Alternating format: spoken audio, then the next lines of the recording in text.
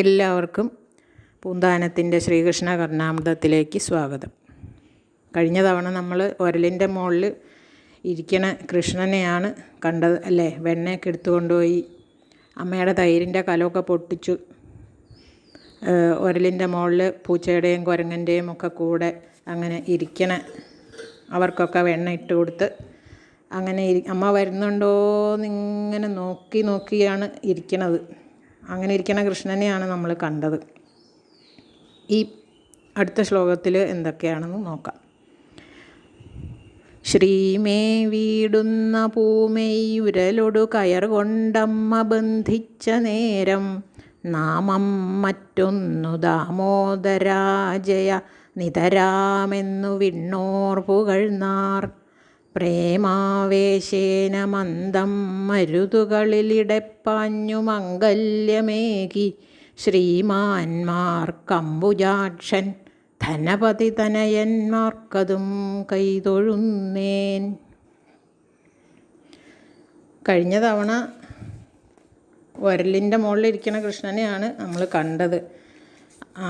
അവനവൻ ചെയ്തത് കുറച്ചധികമായി പോയി എന്നൊരു തോന്നൽ മനസ്സിലുണ്ടായിരുന്നു കൃഷ്ണന്. അമ്മ എന്നെ പിടിക്കാൻ വരും എന്ന് നല്ല ബോധ്യമുണ്ടായിരുന്നു. അപ്പോൾ ഓട്ടക്കണ്ണിട്ട് ഇങ്ങനെ അമ്മ വരുന്നുണ്ടോ എന്ന് നോക്കിയിട്ടാണ് ഇരുന്നിരുന്നത്. യശോദ വന്ന് നോക്കിയപ്പോൾ കണ്ടില്ലേ, ദേഷ്യം വന്നു. കാണിച്ചു വച്ചിരിക്കണത് കണ്ടപ്പോൾ നല്ല ദേഷ്യവും വന്നു. യശോദയും വിചാരിച്ചു, ഇവൻ ഇത്തിരി ഒന്ന് ശിക്ഷ കൊടുക്കണം, ഇങ്ങനെ തോന്നിവാസം അധികമായാൽ ശരിയാവില്ലല്ലോ എന്നൊക്കെ വിചാരിച്ചിട്ടൊരു മയിൽപ്പീലി തണ്ടൊക്കെ എടുത്തു കൊണ്ടുപോയി അടിക്കാനേ. മയിൽപ്പീലിയുടെ തണ്ടേ, വടി, മയിൽപ്പീലിയുടെ തണ്ടാണ് വടിയായിട്ട് എടുത്തത് യശോദ. എത്രയുണ്ട് വേദനിക്കും മയിൽപ്പീലി കൊണ്ടടിച്ചാൽ. പണ്ട് നമ്മൾ കേട്ടിട്ടുണ്ട്, എഴുത്തച്ഛൻ എഴുതിയിട്ടുണ്ട് അല്ലേ, ചെറുശ്ശേരിയുടെ ഇതിൽ എന്താണ് കൃഷ്ണഗാഥയിലുണ്ട്.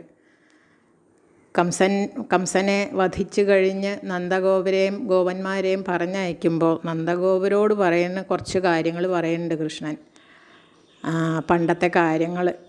അപ്പോൾ അതിൻ്റെ കൂടെ പറയുന്നുണ്ട്, പിള്ളേരെ നുള്ളി ഞാൻ എന്നങ്ങു ചൊല്ലിട്ടു പീലി കൊണ്ടെന്നെ അടിച്ചാളമ്മ. അത് ഓർമ്മയില്ലേ? അപ്പോൾ പീലിയാണ് അടിക്കാനായിട്ട് കയ്യിൽ പിടിക്കണത്. എപ്പോഴും വികൃതി കാണിക്കുമ്പോൾ പീലിയും കൊണ്ടാണ് അത്ര അടിക്കുക. അപ്പോൾ യശോദ വിചാരിച്ചു, ഇവന് നല്ല ശിക്ഷ കൊടുക്കണം. ഇപ്പം ശിക്ഷിച്ചില്ലെങ്കിൽ ഈ കുട്ടി ആ തെറ്റ് ചെയ്യുമ്പോൾ ഈ ശാസിക്കാതിരുന്ന സ്വഭാവം അല്ലാതെ ദൂഷിച്ചു പോവും എന്നൊരു പേടിയുണ്ട്. ഇങ്ങനെ വികൃതിയായി എങ്ങനെ എന്ന് നമ്മൾ കുട്ടികളും അങ്ങനെ കുട്ടികൾ വികൃതി കാണിക്കുമ്പോഴും നമ്മൾ വിചാരിക്കാറുണ്ട് അല്ലേ. അപ്പോൾ ഒരു കയറ് ഒക്കെ എടുത്തു കൊണ്ടുവന്നു. കയറ് ഉണ്ടായിരുന്നു കയ്യിൽ. പിന്നെ അടിക്കുമോ എന്ന് പേടിച്ചിട്ട് ആണ് ഇരിക്കണത് കണ്ണൻ. അപ്പോൾ എന്താണെന്ന് വെച്ചാൽ അപ്പോഴേക്കും അമ്മ അടിക്കും, പീലി കയ്യിൽ കണ്ടപ്പോൾ അമ്മ അടിക്കും എന്നൊരു തോന്നൽ വന്നപ്പോൾ കപട പേടി, കള്ളക്കരച്ചിൽ തുടങ്ങി. ചുണ്ടൊക്കെ പിളുത്തി കണ്ണീരൊക്കെ ഒലിപ്പിച്ച് രണ്ട് കൈ കൊണ്ടും കണ്ണിങ്ങനെ തിരുമ്മി കണ്ണിലെ മഷിയൊക്കെ മുഖത്തൊക്കെ പരന്നു. അങ്ങനെ കള്ളക്കരച്ചിൽ കരയാൻ തുടങ്ങി. അപ്പോൾ യശോദ വിചാരിച്ചു, അയ്യോ ഇനി പേടിച്ചിട്ട് ഈ ഉണ്ണിക്ക് എന്തെങ്കിലും സൂക്കേട് വരുമോ ഈശ്വര എന്ന് വിചാരിച്ചിട്ട് പീലിയൊക്കെ വലിച്ചെറിഞ്ഞു, വടി വലിച്ചെറിഞ്ഞു. എന്നിട്ടാണ് കയറെടുത്തത്.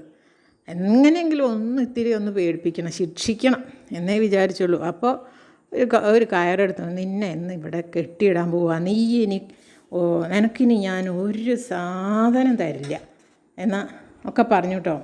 നിനക്കിനി ഞാൻ പാലും തരില്ല, വെണ്ണയും തരില്ല, തൈരും തരില്ല, അതുപോലെ എന്താണ് മറ്റുള്ള കുട്ടികളുടെ കൂടെ കളിക്കാനും വിടില്ല എന്നൊക്കെ പറഞ്ഞു യശോദ.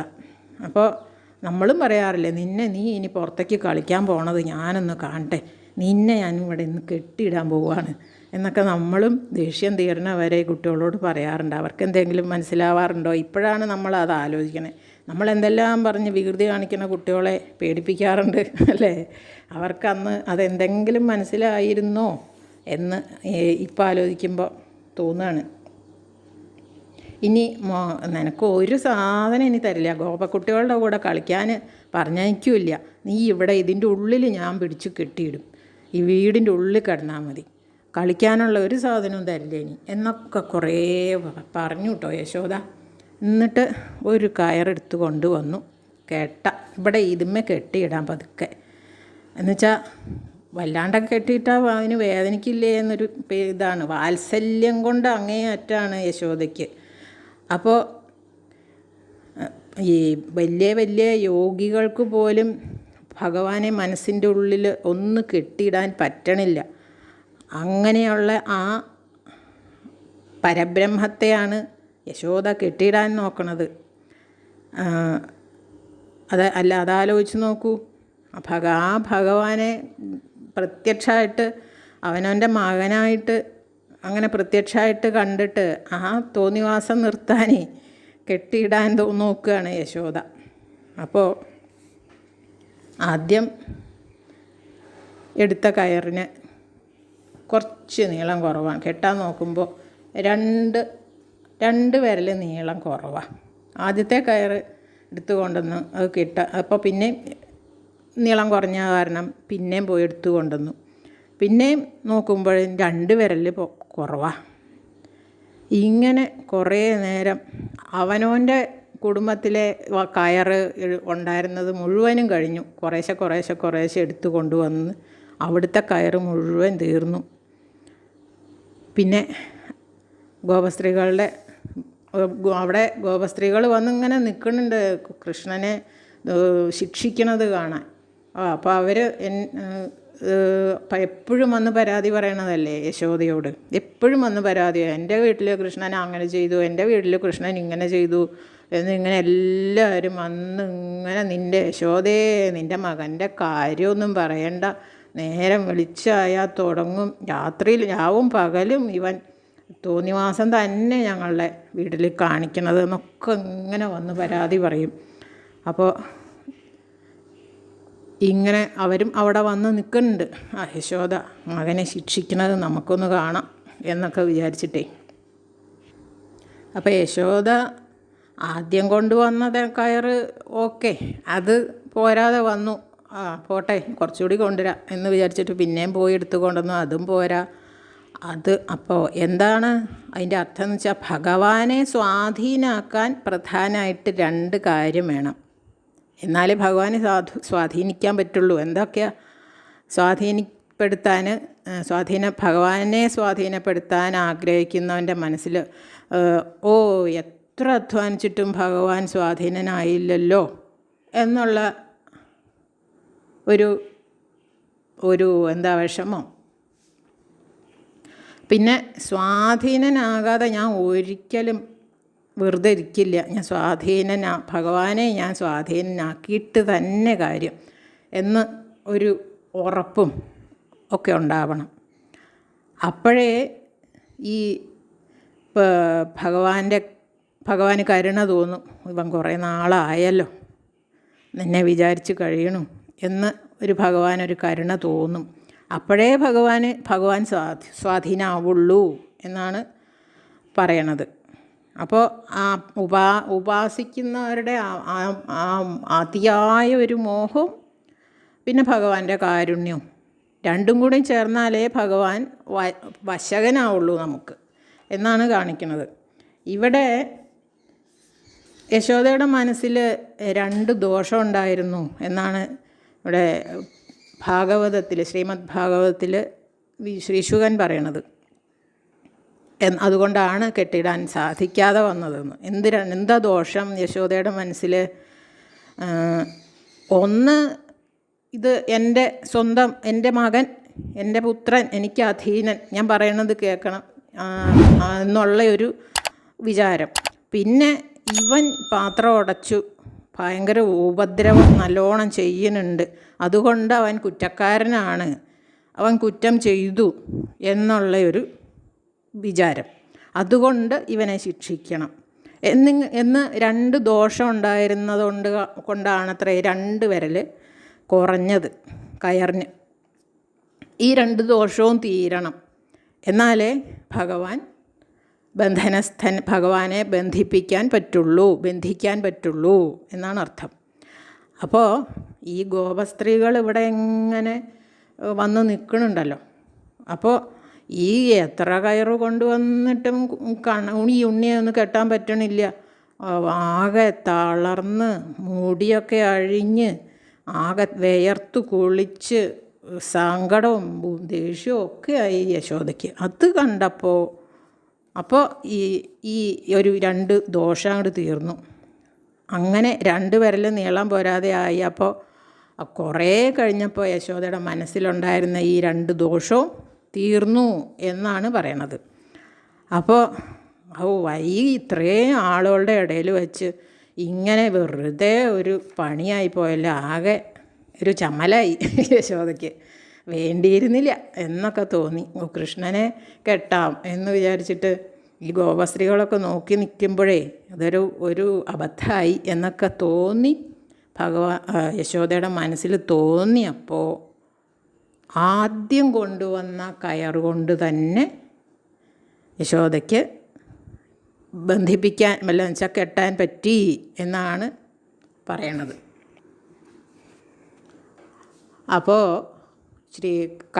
കൃഷ്ണനെ കെട്ടിയിടാൻ യശോദയ്ക്ക് പറ്റല്ലേ എന്ന് വിചാരിച്ച് നിന്നിരുന്ന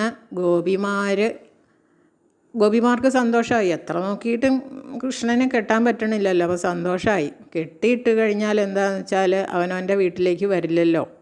ഗോപസ്ത്രീകൾ വല്ലാതെ വന്ന് ആവലാതി യശോദയോട് പറയുന്നുണ്ടെങ്കിലും അവരുടെ മനസ്സിലെന്താ, ഈ കള്ളൻ എൻ്റെ വീട്ടിലും വരണേന്നാണ് ആണ് അവർ മോഹിക്കണത്. ഉള്ളിൽ മോഹിക്കണത് അങ്ങനെയാണ്. ഈ കൃഷ്ണൻ എന്ന് പറയണ ഈ കള്ളൻ എന്നും എൻ്റെ വീട്ടിലേക്കും വരണേ എന്നാണത്രേ അവർ മോഹിക്കണത്. പക്ഷേ പുറമേക്ക് യശോദയോട് ഭയങ്കര പരാതിയും പറയും. അപ്പോൾ അവർ വിചാരിച്ചു കെട്ടാൻ പറ്റല്ലേ ഈശ്വര എന്ന് വിചാരിച്ചുകൊണ്ടിരിക്കുമ്പോൾ യശോദയുടെ മനസ്സിലുണ്ടായിരുന്ന 2 കളങ്കം ഇല്ലാതെയായപ്പോൾ യശോദയ്ക്ക് കെട്ടാൻ പറ്റി. അങ്ങനെ കയറ് കൊണ്ട് വയറിന്മേൽ കെട്ടി ഉരലിന്മേലും കൂട്ടി അങ്ങോട്ട് കെട്ടിയിട്ടു.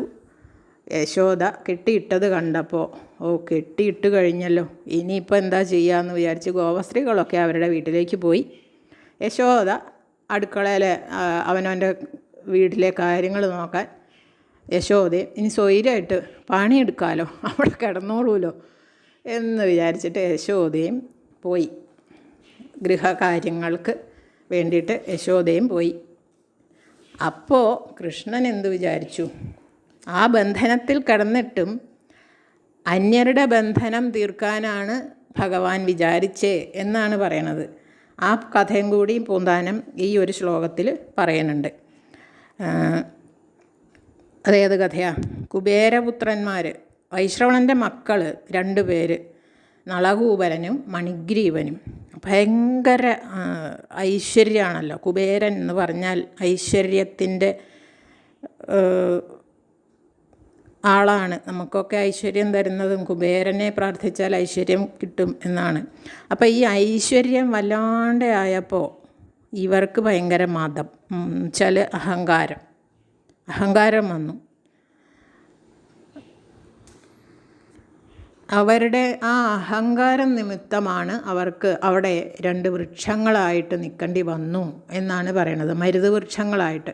അപ്പോൾ ഈ നന്ദഗോപരുടെ ഗൃഹത്തിൻ്റെ തൊട്ടപ്പുറത്ത്, ആ മുറ്റത്തിന് തൊട്ടപ്പുറത്തെ ആ പറമ്പിലൊക്കെ ആയിരിക്കും അവിടെ ഈ മരുത് വൃക്ഷങ്ങളായിട്ട് ഇവർ അവിടെ നിൽക്കാൻ തുടങ്ങിയിട്ട് കാലങ്ങളായി. ശാപം ശ്രീനാരദ മുനി കൊടുത്ത ശാപമാണ്. മതം കൊണ്ട് വല്ലാണ്ട് കണ്ണ് കാണാണ്ടേ ആയപ്പോൾ നാരദമുനി ഒന്ന് ശപിച്ചു. എന്താ ഉണ്ടായത്? കുബേരപുത്രന്മാർ വർഷങ്ങളോളമായി അവിടെ നിൽക്കുന്നു. അവർക്ക് ആ മരങ്ങളാവുന്നതിന് മുമ്പ് അഹങ്കാരം വല്ലാണ്ട് ഉണ്ടായിരുന്നു എന്നാണ് പറയണത്. എന്താണെന്ന് വെച്ചാൽ അച്ഛൻ ഭയങ്കര ധനവാൻ, അപ്പോൾ പിന്നെ യക്ഷരാജാവാണ്. അപ്പോൾ ഈ യക്ഷന്മാർ ഇവിടെ ഐശ്വര്യം വല്ലാണ്ട് മൂത്ത് കഴിഞ്ഞപ്പോൾ നമുക്ക് എന്തു ആവാം, നമ്മുടെ അച്ഛൻ ഗംഭീരനല്ലേ, വലിയ പണക്കാരനല്ലേ, നമ്മളെക്കാൾ മീതെ ആരുമില്ല എന്നുള്ളതൊക്കെ ഒരു തോന്നൽ വന്നു. അപ്പോൾ ഈ മനസ്സിലുള്ള ദോഷം തീർക്കാൻ വേണ്ടിയിട്ട് ആണ് ഈ ശ്രീനാരദരെ പോലെയുള്ള മുനിമാർ ലോകസഞ്ചാരം നടത്തുന്നത് എന്നും കൂടി പറയണു ശ്രീശുകൻ. ശാപം എന്നുള്ള വ്യാജേന അവരുടെ ഹൃദയാന്ധകാരം നശിപ്പിക്കുക എന്നാണ് പറയണത്. ശപിച്ചു എന്നുള്ളൊരു വ്യാജേന അവർക്ക് അവരുടെ അഹങ്കാരം തീർത്തു കൊടുക്കാൻ വേണ്ടി അവരെ വൃക്ഷങ്ങളായി അവിടെ നിൽക്കുക എന്ന് ശപിച്ചു. പിന്നെ ശാപമോക്ഷവും കൊടുക്കണു. മറ്റേ ഭഗവാൻ ശ്രീകൃഷ്ണനായിട്ട് അവതരിക്കുമ്പോൾ നിങ്ങൾക്ക് മോക്ഷം കിട്ടും എന്നുള്ള ശാപമോക്ഷവും കൊടുക്കുന്നുണ്ട് ശ്രീനാരദൻ. ശപിച്ചു എന്നാണെങ്കിൽ ശാപമോക്ഷവും കൊടുക്കണം. അങ്ങനെ എന്താണ് അവർക്ക് ശാപം കിട്ടാനുള്ള കാരണം എന്താണെന്ന് വെച്ചാൽ, ഗംഗയിൽ കുബേരൻ എന്ന് പറഞ്ഞാൽ പരമശിവൻ്റെ പരമഭക്തനാണ്. അപ്പോൾ അവരുടെ പുത്രൻ കുബേരൻ്റെ മക്കളും പരമഭക്തന്മാരാവേണ്ടതാണ്, പരമശിവനെ ഭക്തിയോടെ വിചാരിക്കേണ്ടതാണ്. പക്ഷേ അവരത് ചെയ്യാറില്ല. അവർക്ക് ഭഗവാനെ പറ്റി ഒരു വിചാരവും ഉണ്ടായിരുന്നില്ല. അപ്പോൾ വല്ലാത്ത നിന്ദ്യകർമ്മങ്ങളിലൊക്കെ ഏർപ്പെടാറുമുണ്ട്. ഇപ്പോൾ ഈ വാരുണി എന്ന് പറഞ്ഞിട്ടൊരു മദ്യം ഉണ്ട്. അത് വരുണൻ ഉണ്ടാക്കിയതാണ് അത്ര ആ മദ്യം. വാരുണി എന്ന് പറയണ ആ മദ്യം നല്ലോണം അങ്ങോട്ട് കുടിച്ച് മത്തന്മാരായി ഇവർ രണ്ടുപേരും. അപ്പോൾ ഈ ഗംഗയുടെ തീരത്ത് പരമേശ്വരൻ്റെ സാന്നിധ്യമുണ്ട് എന്നാണല്ലോ പറയണത്. കൈലാസപർവ്വതത്തിൻ്റെ സമീപത്ത് ഒരു പൂങ്കാവനമുണ്ട്. അവിടെ മതോന്മത്തരായി സ്ത്രീജനങ്ങളോടുകൂടി പാട്ടും പാടി കളിച്ച് മതിച്ച് ഗംഗയിലിറങ്ങി വസ്ത്രമില്ലാതെ ഈ സ്ത്രീകളുടെ കൂടെ മതിച്ച് കളിച്ചു കൊണ്ട് ഇരിക്കുമ്പോൾ ശ്രീനാരദ മുനി അതിലേ വന്നു. അപ്പോൾ ഈ ഗംഗയിലിറങ്ങുമ്പോൾ ചെയ്യാൻ പാടില്ലാത്ത കുറച്ച് കാര്യങ്ങൾ അത് നമ്മളൊന്ന് മനസ്സിലാക്കുകയും വേണം. ഗംഗയിലിറങ്ങുമ്പോൾ ചെയ്യാൻ പാടില്ലാത്ത കുറച്ച് കാര്യങ്ങളുണ്ട്. എന്തൊക്കെയാണ്? തലയിൽ ചൂടിയ പൂവോ മാലയോ അങ്ങനെ എന്തൊക്കെയാണ് ഉള്ളതെന്ന് വെച്ചാൽ ആ വെള്ളത്തിലിടരുത്, ഗംഗയിലിടരുത്. അതുപോലെ ശരീരത്തിലെ ചെളി മുഴുവനും നമ്മൾ സാധാരണ കുളിക്കുമ്പോൾ സോപ്പൊക്കെ തേച്ച് അങ്ങനെ കുളിച്ച് നമ്മുടെ മേത്തെ ചെളിയൊക്കെ കളയുന്നത് പോലെ ഗംഗയിൽ ചെയ്യാൻ പാടില്ല. മുങ്ങി കയറാനേ പാടുള്ളൂ. ചെളി ഉരച്ച് കളയരുത്. മേലുള്ള ചെളി ഗംഗയിലാക്കരുത്. പിന്നെന്താണ്? എണ്ണ തേച്ച് കുളിക്കാൻ പാടില്ല. പിന്നെ സ്ത്രീകളോട് ചേർന്ന് ഉള്ള കളി, അതാണിപ്പോൾ ഇവർ ചെയ്യണത്. അതുപോലെ ഗംഗയിൽ നിന്നിട്ട് ദാനം സ്വീകരിക്കാൻ പാടില്ല എന്നും പറയുന്നു. പിന്നെ വസ്ത്രമില്ലാതെ കുളിക്കാൻ പാടില്ല, കൈയടിക്കാൻ പാടില്ല ഗംഗയിൽ നിന്നിട്ട്. ഇങ്ങനെ കുറച്ച് കാര്യങ്ങൾ ഗംഗാസ്നാനം നടത്തുമ്പോൾ ശ്രദ്ധിക്കേണ്ടതാണ്.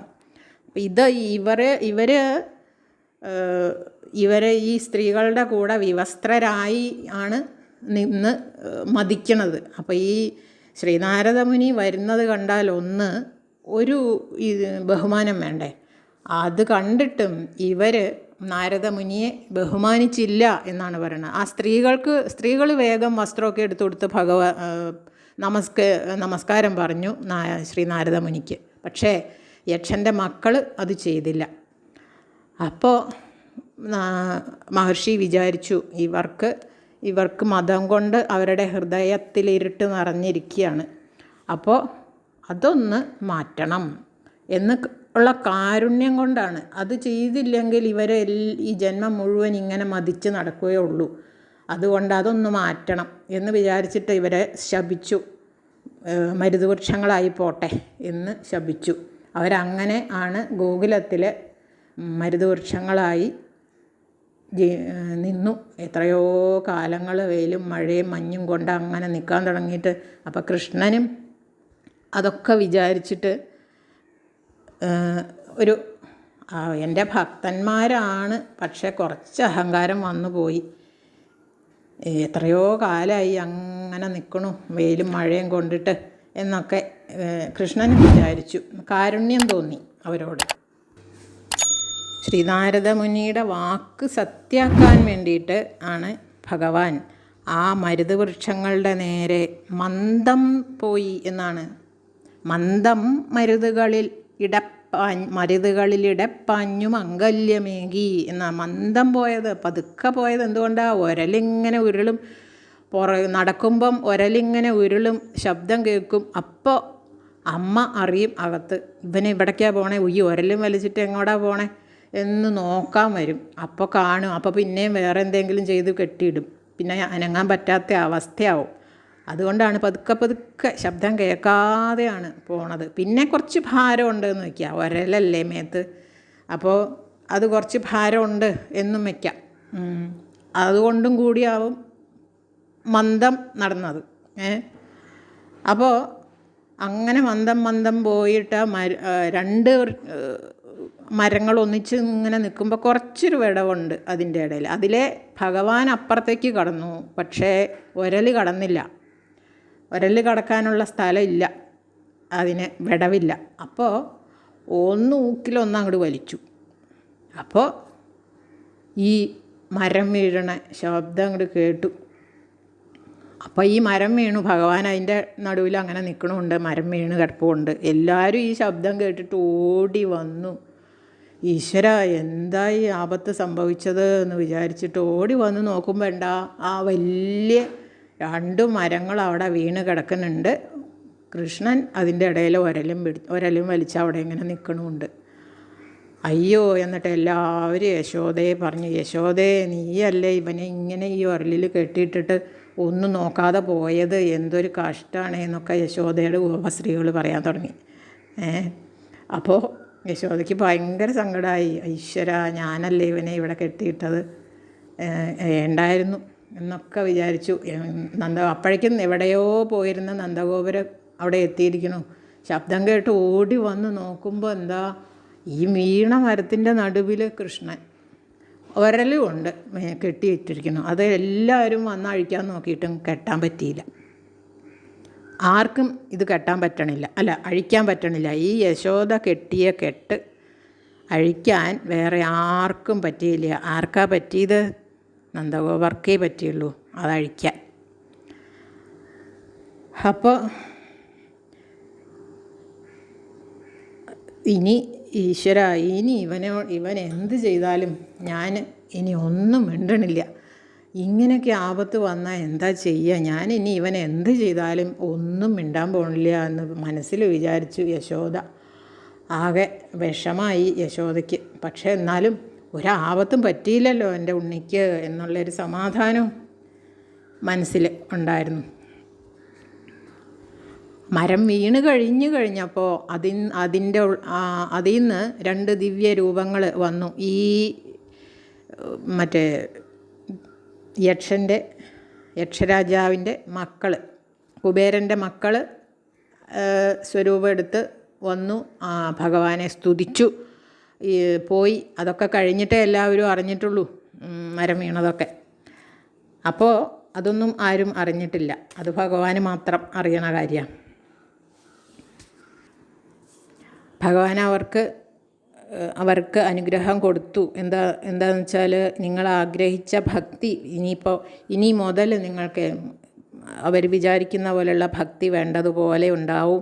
ഇപ്പോൾ തന്നെ ഉണ്ടായിട്ടുണ്ട്. ഇനിമേലും നിങ്ങൾക്ക് സംസാര ബന്ധമുണ്ടാവില്ല, ജനനമുണ്ടാവില്ല എന്നൊക്കെ അനുഗ്രഹിച്ച് അവരെ പറഞ്ഞയച്ചു.